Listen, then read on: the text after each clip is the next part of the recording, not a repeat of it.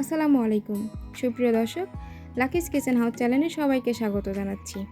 আশা করছি যে যেখান থেকে আমার ভিডিওটি দেখছেন সবাই আল্লাহর অশেষ রহমতে ভালো আছেন। আজকে আমি চলে আসলাম আপনাদের জন্য মজার একটা রেসিপি নিয়ে।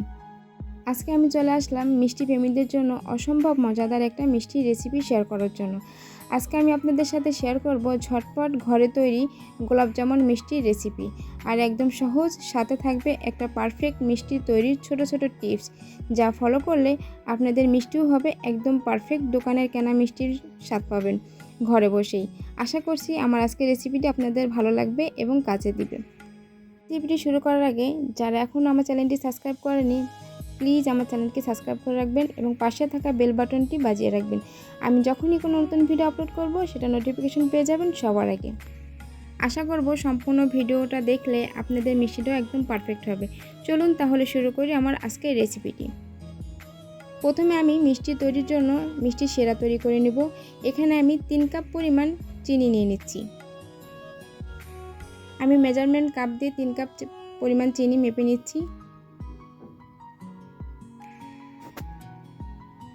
এখন আমি এই 3 কাপ চিনির সাথে 6 কাপ পানি দিব।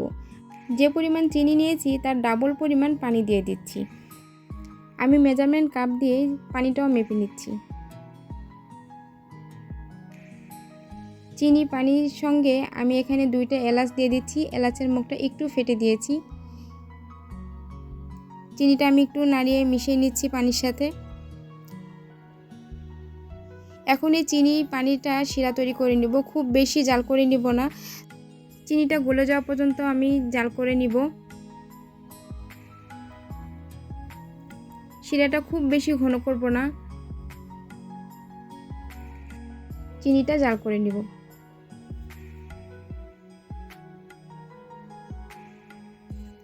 চিনিটা একদম সুন্দরভাবে গলে গিয়েছে।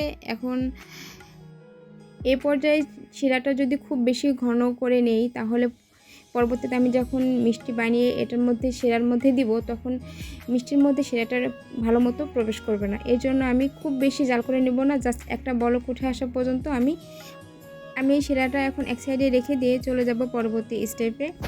প্রথমে আমি একটা মিক্সিং বল নিয়ে নিলাম। এখন নিয়ে নিচ্ছি রুমের স্বাভাবিক তাপমাত্রায় থাকা 2টা ডিম।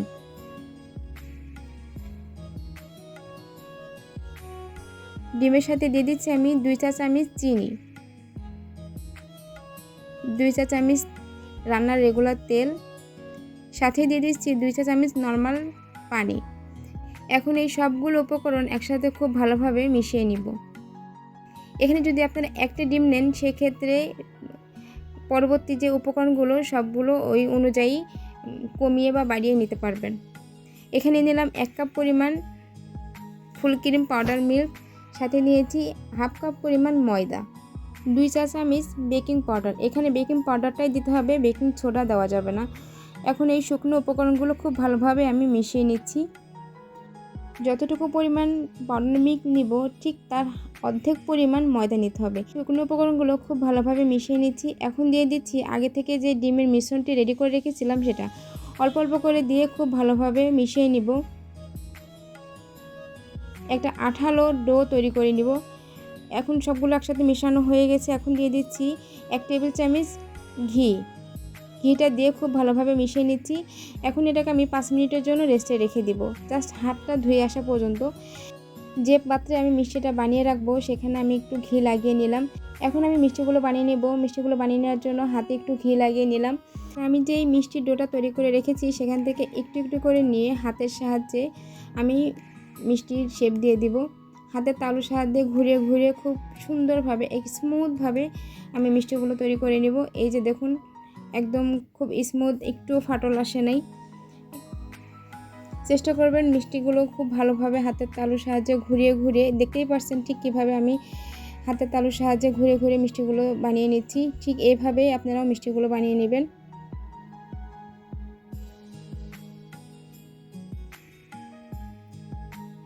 আমার সবগুলো মিষ্টি বানানো হয়ে গেছে।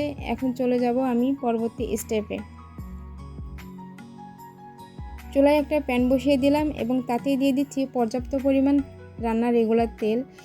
এখানে মিষ্টিগুলোকে ডুবো তেলে ভেজে নিতে হবে, ঠিক সেই পরিমাণ আমি তেল দিয়ে দিয়েছি। তেলটা যখন হালকা গরম হয়ে আসবে তখন আমি মিষ্টিগুলো দিয়ে দিব। মিষ্টিগুলো যখন আমি আবার তেলে দিব তখন আমি হাতের সাহায্যে আরেকবার একটু ঘুরিয়ে ঘুরিয়ে স্মুথ করে নিব, যেন মিষ্টির উপরে কোনো ফাটল না আসে।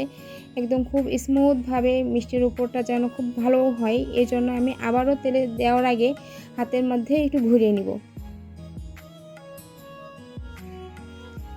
মিষ্টি যখন তেলের মধ্যে দিচ্ছি দেখতেই পারছেন খুব সুন্দরভাবে এটা ফুলে উঠতেছে, দেখতে খুব ভালো লাগতেছে। এক একটা মিষ্টি দিচ্ছি আর সঙ্গে সঙ্গে ফুলে ডাবল হয়ে যাচ্ছে।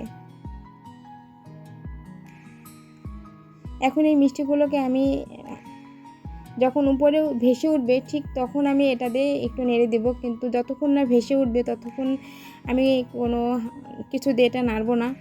যখন এটা সবগুলো উপরে ভেসে উঠবে ঠিক তখন আমি অনবরত নেড়ে চেড়ে আমি মিষ্টিগুলোকে একটা ব্রাউন কালার হয়ে আসা পর্যন্ত ভেজে নিব। সবগুলো মিষ্টি একদম একরকম হয়েছে, এক সাইজের, একদম পারফেক্ট।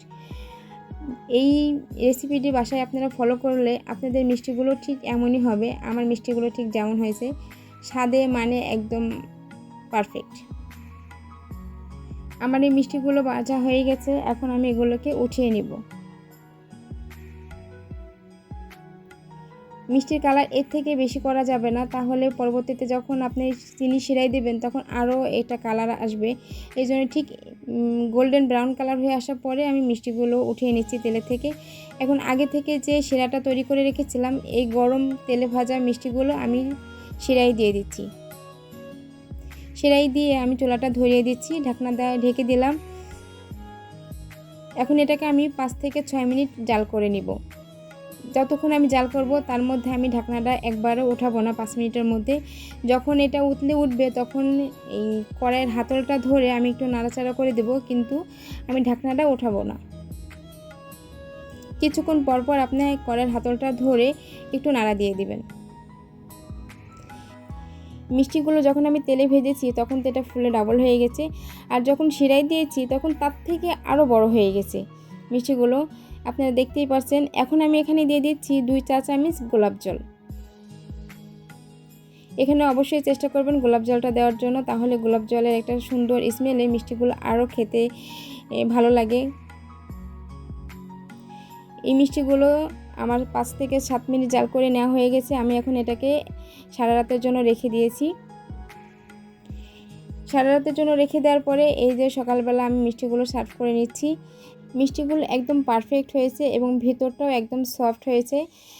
আসলে মিষ্টিটা আপনাদের খাওয়াতে পারবো না, অবশ্যই আমার রেসিপিটা দেখে আপনারা বাসায় ট্রাই করবেন এবং আপনাদেরটা কেমন হলো আমাকে অবশ্যই কমেন্ট করে জানাতে ভুলবেন না। আশা করছি আমার আজকের রেসিপিটি আপনাদের ভালো লেগেছে, আর ভালো লাগলে একটা লাইক কমেন্ট করতে ভুলবেন না। আর এমনই সব মজাদার এবং সহজ রেসিপি পেতে আমার চ্যানেলের পাশেই থাকবেন, এবং চ্যানেলের পাশে থাকতে অবশ্যই চ্যানেলটা আপনাদেরকে সাবস্ক্রাইব করতে হবে আর পাশে থাকা বেল বাটনটি বাজিয়ে রাখতে হবে। আমি যখনই কোনো নতুন ভিডিও আপলোড করবো সেটা নোটিফিকেশন পেয়ে যাবেন সবার আগে। তো আমি চলে আসবো নতুন কোনো রেসিপি নিয়ে। সে পর্যন্ত সবাই ভালো থাকুন, সুস্থ থাকুন। আল্লাহ হাফেজ, আসসালামু আলাইকুম।